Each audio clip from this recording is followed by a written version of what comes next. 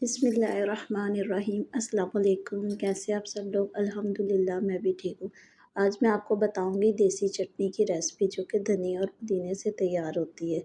चलिए अब चलते हैं हम इनके इंग्रेडिएंट की तरफ। सबसे पहले हमने लेना है अनारदाना 1 चम्मच।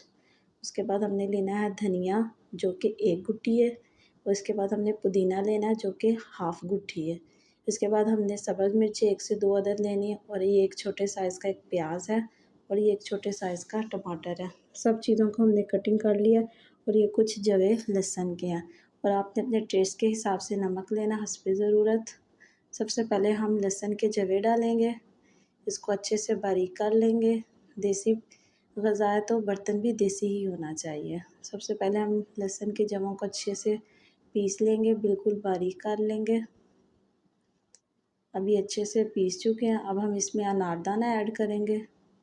1 चम्मच अनारदाना है, इसको भी हम अच्छे से बारीक पीस लेंगे ताकि इसमें दाना ना रहे। बिल्कुल बारीक पीसना है ताकि टेस्ट भी डबल हो जाए।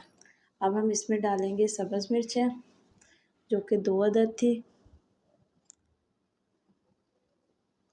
इसको भी हम अच्छे से बारीक से पीस लेंगे। अब आप देख सकते हैं अब हम इसमें डालेंगे पुदीने के पत्ते। ये पुदीने की हाफ़ गुट्ठी मैंने ली थी, धनिए की पूरी 1 गुट्ठी ली थी।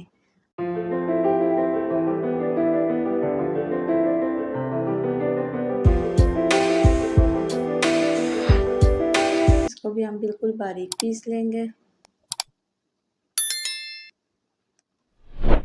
अब इसको अच्छे से पीसने के बाद हम इसमें ऐड करेंगे प्याज।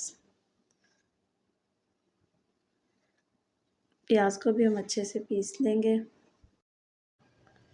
ये देखिए अब बिल्कुल अच्छे से पीस चुका है। अब हम इसमें डालेंगे टमाटर। टमाटर भी बिल्कुल अच्छे से पीस लेने हैं। ये 2 इंग्रेडिएंट्स हमने सबसे लास्ट में डालने हैं। आप देख सकते हैं कितनी ज़बरदस्त चटनी ये तैयार हो रही है। अच्छे से हमने टमाटर को भी बारीक कर लेना है। अब हमने इसमें अपने टेस्ट के हिसाब से नमक डाल लेना है।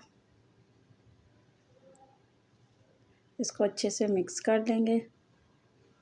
ये अब हमारी चटनी रेडी हो चुकी है। अब हम इसको डिश आउट कर लेंगे, एक बर्तन में डाल लेंगे। देखिए माशाल्लाह बहुत ही खूबसूरत लग रही है। ये तो हर खाने की जान होती है। हम इसको खाने के साथ तैयार कर सकते हैं, किसी दावत में भी बना सकते हैं।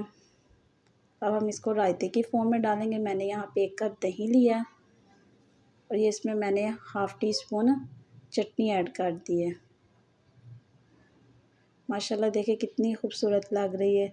ये खाने में भी उतनी टेस्टी बनी है। उम्मीद करती हूँ आपको ये रेसिपी बहुत पसंद आई होगी। ज़रूर ट्राई कीजिएगा। अगर आपको ये वीडियो अच्छी लगी है तो ज़रूर लाइक कीजिएगा। मेरे चैनल को भी सब्सक्राइब कीजिए। मिलते हैं अगली वीडियो के साथ। अल्लाह हाफ़िज़।